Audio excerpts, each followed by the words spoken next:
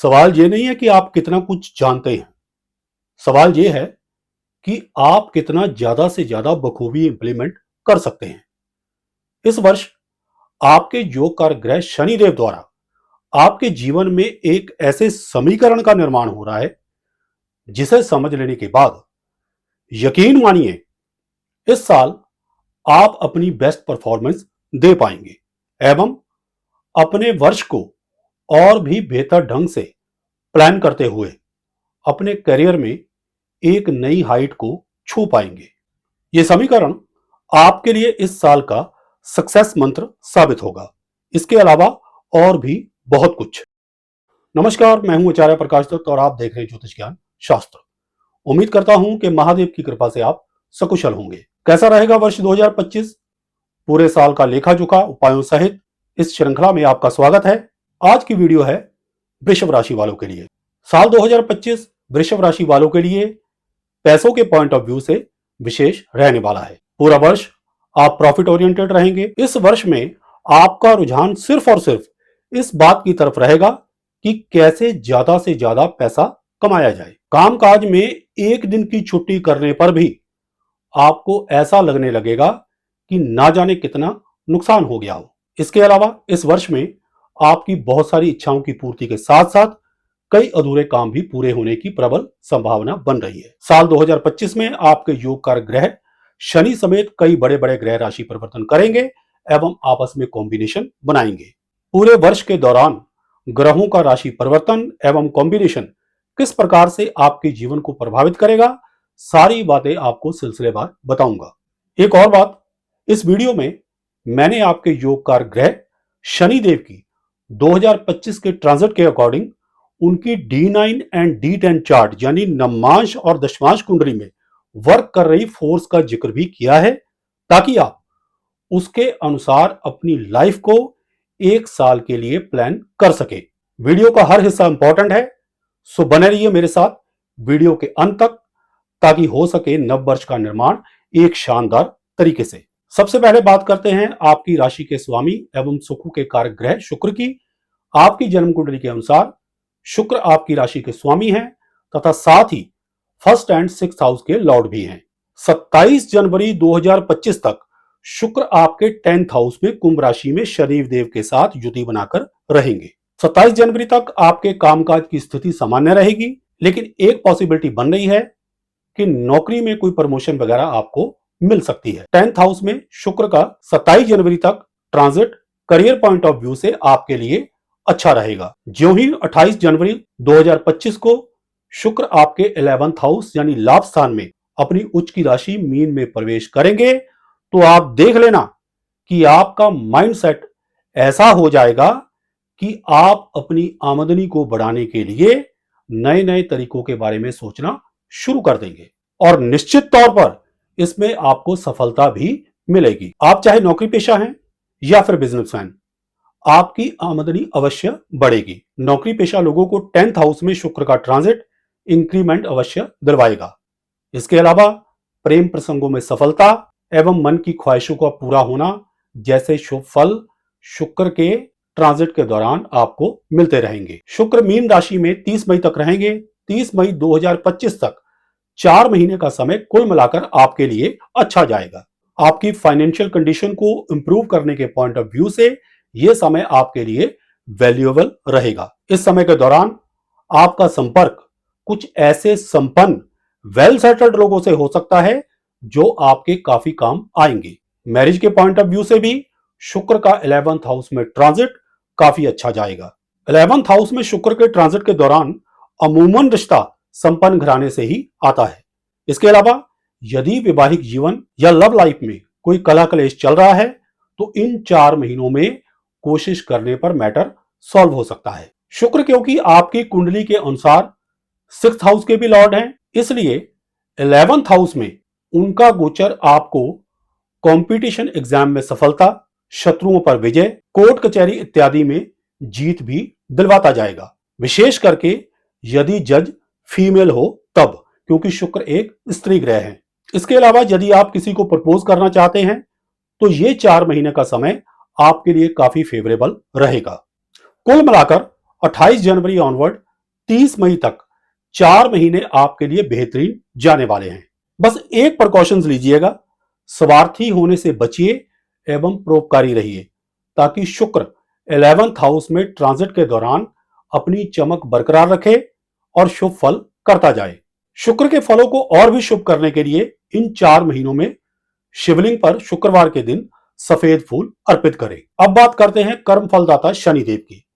इस साल बड़ी अचीवमेंट का समय तब शुरू होगा जब 29 मार्च को आपके योगकार ग्रह शनिदेव राशि परिवर्तन करके आपके 11th हाउस में मीन राशि में प्रवेश करेंगे और पूरा संवत इसी राशि में ट्रांजिट करते रहेंगे। शनिदेव के बारे में एक बात प्रसिद्ध है कि वो जिस किसी भी हाउस में ट्रांजिट करते हैं वहां सदैव ही कुछ बड़ा घटनाक्रम करते हैं और व्यक्ति का इंटरेस्ट उस भाव संबंधी बढ़ा देते हैं। अतः स्वाभाविक है कि एकादश भाव में गोचर करते हुए शनिदेव 29 मार्च ऑनवर्ड पूरे वर्ष के लिए आपको और भी ज्यादा प्रॉफिट ओरिएंटेड बनाकर बड़े धन लाभ की ओर अग्रसर कर दे। हालांकि 11th हाउस में शनिदेव का ट्रांजिट पूरे वर्ष भर आपको बिग फाइनेंशियल अचीवमेंट, प्रेम में सफलता, ख्वाहिशों की पूर्ति, नौकरी में प्रमोशन, व्यापार में तरक्की, संतान की तरफ से खुशखबरी जैसे शुभ फल प्रदान करता रहेगा। लेकिन 29 मार्च से लेकर 30 मई 2025 तक शनि शुक्र की मीन राशि में युति के कारण कुछ बड़ा विशेष खुशखबर घटित हो सकता है, जो आपको काफी लंबे समय तक याद रहेगा। ये डेट भी आप नोट कर लीजिएगा कि 29 मार्च 2025 से लेकर 30 मई 2025 के बीच आपके 11th हाउस में शुक्र शनिदेव की युति आपकी कोई बड़ी इच्छा की पूर्ति कर सकती है। अब बात करते हैं उस सक्सेस मंत्र ऑफ द ईयर की, जो आपकी कुंडली में शनिदेव द्वारा इस साल निर्मित हो रहा है। यानी शनिदेव की D9 एंड D चार्ट में बन रही वो केमिस्ट्री जिसे जानकर आप इस साल अपनी बेस्ट परफॉर्मेंस दे पाएंगे। इस सक्सेस मंत्र ऑफ द ईयर को आप समझकर अपने वर्ष को और भी बेहतर ढंग से प्लान करते हुए अपने करियर में एक नई हाइट को छू सकते हैं एवं कई चुनौतियों से पार पा सकते हैं। इसलिए अब जो मैं कहने जा रहा हूं उसे बड़ी सूक्ष्मता से नोट कीजिएगा। देखिए, इस वर्ष ट्रांजिट के दौरान शनि देव की D9 यानी नमाज कुंडली में स्थिति की बात करें तो वो कर्क राशि में बन रही है और कर्क राशि आपके 3rd हाउस में पड़ती है। इशारा साफ है कि इस वर्ष आपकी सक्सेस के लिए जो ग्राउंड बनेगी वो इस बात पर निर्भर करेगी कि आप अपने आप को किस प्रकार से प्रेजेंट करते हैं। इसमें कोई शक नहीं है कि इस वर्ष आपकी स्किल काफी बढ़ेगी, आप मेहनत भी खूब करेंगे, आपकी नॉलेज भी काफी बढ़ेगी। लेकिन सवाल यह नहीं है कि आप कितना कुछ जानते हैं, सवाल यह है कि आप कितना ज्यादा से ज्यादा बखूबी प्रेजेंट कर सकते हैं या इंप्लीमेंट कर सकते हैं। नो डाउट इस वर्ष शनि के साथ साथ राहु का ट्रांजिट भी आपको एक अच्छा एक्सपोजर देगा, यानी जो कुछ भी आप जानते हैं बढ़िया ढंग से उसे प्रेजेंट कर पाएंगे। लेकिन आप खुद भी इस बात पर मेहनत कीजिएगा ताकि इस ट्रांजिट के दौरान मैक्सिमम बेनिफिट्स उठाए जा सके। मैं चाहता तो सिर्फ और सिर्फ फलित बताकर समाप्त कर देता, लेकिन मेरी दिली इच्छा है कि आप इस गहरी बात को समझकर एक राइट डायरेक्शन की तरफ बढ़े और इस साल आप वो मुकाम हासिल कर सके जिसके आप हकदार हैं। अगर इस वर्ष आप बेटर प्रेजेंटेशन पर फोकस करेंगे तो सक्सेस रेट बहुत ही ज्यादा हाई रहेगा। अपार्ट फ्रॉम दिस, यदि D10 यानी दशमांश चार्ट की बात करें तो शनि देव की स्थिति वृश्चिक राशि में रिफ्लेक्ट हो रही है, जो कि आपके 7th हाउस में पड़ती है। अपनी आमदनी एवं घरेलू बातों के बारे में कोई भी बात किसी से भी शेयर मत कीजिएगा। इन दो मामलों में जितना सीक्रेटिव रहेंगे उतना ही अच्छा परिणाम मिलेगा। यदि लाइफ पार्टनर या बिजनेस पार्टनर के साथ किसी भी किस्म का डिस्प्यूट चल रहा हो तो बजाय उस बात को किसी थर्ड पार्टी के साथ शेयर करने के खुद ही आपस में बैठकर मैटर को सुलझा लें। यदि आप इस वर्ष इस बात पर अमल करेंगे तो मैटर ना सिर्फ कॉम्प्लिकेटेड होने से बच जाएगा अपितु सुलझ भी जाएगा। बाकी यदि आप अपने व्यक्तिगत D9 या D10 चार्ट का सूक्ष्मता से अध्ययन करवाना चाहते हैं तो दिए गए नंबर पर व्हाट्सएप करके अपॉइंटमेंट ले सकते हैं। बात देवगुरु बृहस्पति की करें तो देवगुरु बृहस्पति 14 मई को राशि परिवर्तन करेंगे। इस दिन देवगुरु बृहस्पति वृषभ राशि से निकलकर मिथुन राशि में गोचर करेंगे और वो इस राशि में 17 अक्टूबर तक रहेंगे। इसके अगले दिन देवगुरु बृहस्पति मिथुन राशि से निकलकर कर्क राशि में गोचर करेंगे। वहीं 5 दिसंबर को पुनः देवगुरु बृहस्पति वक्री चाल चलकर मिथुन राशि में प्रवेश कर जाएंगे। लगभग पूरा साल अतिचारी गति से आपके धन भाव में रहने के कारण आपके जीवन में बड़े बड़े आर्थिक बदलाव आएंगे। देवगुरु बृहस्पति क्योंकि आपकी कुंडली के अनुसार अष्टम तथा लाभ स्थान के स्वामी हैं, इसलिए दूसरे भाव में उनका गोचर किसी गुप्त धन की प्राप्ति या वसीयत इत्यादि से धन प्राप्ति का योग बना रहा है। 6th हाउस पर देवगुरु की पंचम दृष्टि रहने के कारण नौकरी के हालात कंफर्टेबल होंगे, मनचाही जगह पर ट्रांसफर हो सकती है, रोगों से आराम, कोर्ट कचहरी मुकदमे में स्थितियां आपके पक्ष में होंगी, कंपटीशन एग्जाम में भी सफलता मिलेगी। देवगुरु बृहस्पति की 8th हाउस पर दृष्टि जहां किसी अटके हुए वसीयत इत्यादि का काम सुलझा सकती है, तो वहीं दूसरी ओर किसी पुरानी क्रॉनिक डिसीज से भी छुटकारे का संकेत दे रही है। इसी के साथ 10th हाउस पर देवगुरु बृहस्पति की नवम दृष्टि के कारण करियर में एक नई हाइट को छूने में आ रही मुश्किलों को आसान करने में भी आपको काफी सफलता मिलेगी। बस एक बात का ध्यान रखिएगा, क्योंकि देवगुरु बृहस्पति की गति अतिचारी है, इसलिए अपनी वाणी में ईगो का टच लाने से बचे, वरना खामखा आप प्राउडी करार दे दिए जाएंगे। अब बात करते हैं राहु महाराज की। राहु महाराज का रोल इस साल काफी इंपॉर्टेंट रहने वाला है। 17 मई तक राहु महाराज भी आपके 11th हाउस में मीन राशि में ट्रांजिट करेंगे। जब राहु महाराज इस हाउस में रहेंगे तो अचानक धन लाभ के साथ साथ विदेश यात्रा की भी प्रबल संभावना रहेगी। क्वाइट पॉसिबल है कि 17 मई तक आपका कोई ऐसा डूबा हुआ पैसा वापस आ जाए जिसकी मिलने की उम्मीद ना के बराबर हो। इसके अलावा विदेश यात्रा का भी काम बन सकता है। जिन लोगों का फॉरेन कंट्री के साथ किसी भी किस्म का संबंध है, विशेष करके सरकारी लोगों से, तो ये सही समय है उनसे काम निकलवाने का। इसके अलावा आपके कुछ ऐसे नए मित्र भी बन सकते हैं जो समाज में अपना दबदबा रखते हों। ध्यान रहे, भले ही ये मित्र इतने पढ़े लिखे ना हो, मॉडर्न जमाने के अकॉर्डिंग इनकी चमक दमक भी ना हो, परंतु कठिन समय में ये आपका साथ देने वाले होंगे। परंतु सावधान, जहां एक और 17 मई 2025 तक आपके 11th हाउस में मीन राशि में बन रही राहु एवं शुक्र की युति आपको नए नए आइडियाज देगी, जो आपके लिए आमदनी को बढ़ाने के पॉइंट ऑफ व्यू से तो ठीक रहेंगे, परंतु कुछ अनकन्वेंशनल थॉट आपके लिए बदनामी का कारण बन सकते हैं। आई थिंक आप इशारा समझ गए होंगे। धार्मिक लिटरेचर पढ़े ताकि एक गुड मॉरल कैरेक्टर मेंटेन हो सके। जब कुछ अच्छा हो रहा हो तो साथ साथ कुछ बुरे का योग भी चलता रहता है। आगे बढ़ते हैं।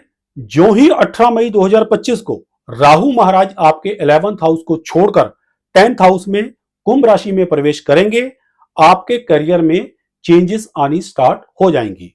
परिवर्तन के कारक राहु महाराज आपकी जॉब में या बिजनेस में कोई बड़ी शिफ्टिंग या बदलाव करवा सकते हैं। एक बात ध्यान देने योग्य है कि राहु महाराज शनि देव के बाद कुंभ राशि के उपस्वामी भी कहे गए हैं, इसलिए वो यहां पर आपको आपके कार्य क्षेत्र में एक स्थायी और ऊंचा मुकाम अवश्य दिलवाएंगे। 18 मई ऑनवर्ड पूरा वर्ष राहु महाराज आपके 10th हाउस में ट्रांजिट करेंगे, इसलिए इस वर्ष राहु महाराज नेचर के अकॉर्डिंग आपको भी चौकन्ना रहना पड़ेगा, अन्यथा कई ग्रोथ के मौके आपके हाथ से निकल सकते हैं। अक्सर 10th हाउस में ट्रांजिट के दौरान राहु बहुत ही स्पीड से एक के बाद एक या एक साथ इतनी अपॉर्चुनिटी सामने ला देता है कि व्यक्ति डिसीजन लेने के मामले में कंफ्यूज हो जाता है या गलत निर्णय ले बैठता है। सो अत्यंत चौकन्ने रहें, मिलने वाले मौकों पर पैनी नजर रखें ताकि उनका लाभ उठाया जा सके।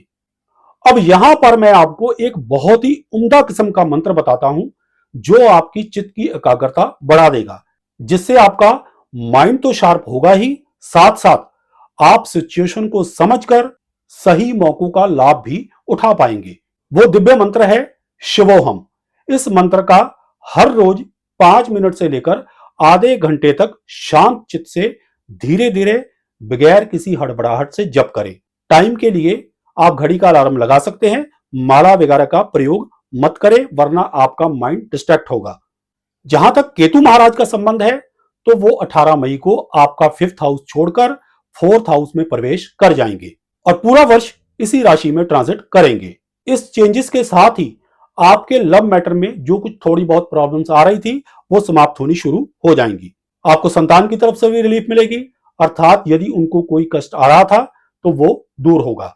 4th हाउस में ट्रांजिट करते हुए केतु महाराज आपको स्पिरिचुअल ग्रोथ देंगे। एक इंटरेस्टिंग फैक्ट आपको बताता हूं, जो शायद आप क्या बहुत सारे लोगों को नहीं पता होगा।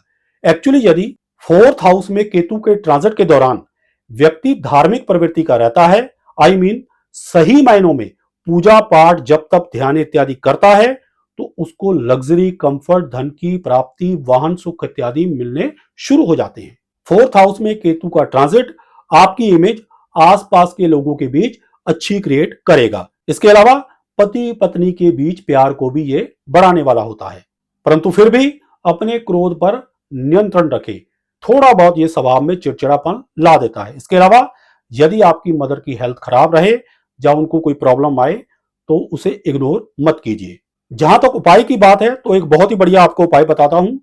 होमलेस बच्चों को खाना दे। आप चाहें तो अपनी समर्था के अकॉर्डिंग उनको येलो और व्हाइट कलर, जो कि केतु के होते हैं, इस कलर के वस्त्र भी दे सकते हैं।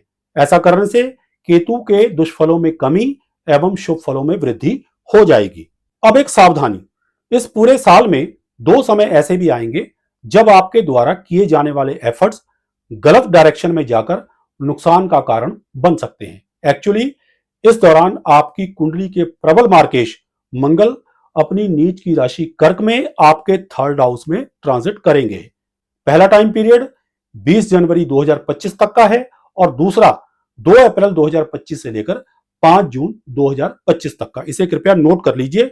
इस दौरान छोटे बहन भाइयों से तकरार एवं छोटी मोटी यात्राओं में नुकसान का भय भी रहेगा, अतः सावधानी से काम ले और कोई गलत एफर्ट आपको नुकसान पहुंचा सकता है। उपाय की बात करें तो मंगल शांति के लिए मंगलवार के दिन हनुमान जी को बूंदी का प्रसाद चढ़ाएं एवं हनुमान चालीसा का पाठ करें। इसके अलावा शुक्र को और भी मजबूत करने के लिए शुक्र के बीज मंत्र ओम द्राम द्रीम द्रौम सह शुक्राय नमः का हर रोज एक माला जप करें। यदि कोई वायु विकार या पेट संबंधी रोग परेशान करे, तो स्पिरिचुअल व्यक्तियों को पीले फल या बेसन की बर्फी खाने को दे।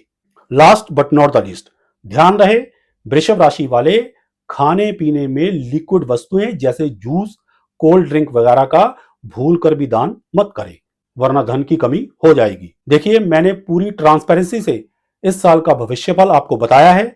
अब ये आप पर निर्भर करता है कि आप इस वर्ष फल को एक रोड मैप की तरह यूज करते हुए अपने 1 वर्ष के सफर को कैसे तय करते हैं। आशा करता हूं कि वीडियो में दी गई जानकारियों से आप लाभान्वित होंगे।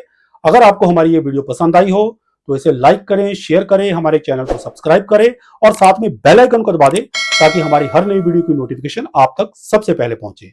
सुखी रहें, स्वस्थ रहें, इसी मंगल कामना के साथ जय सिया राम, हर हर महादेव और बोलो श्री हरि विष्णु भगवान की जय।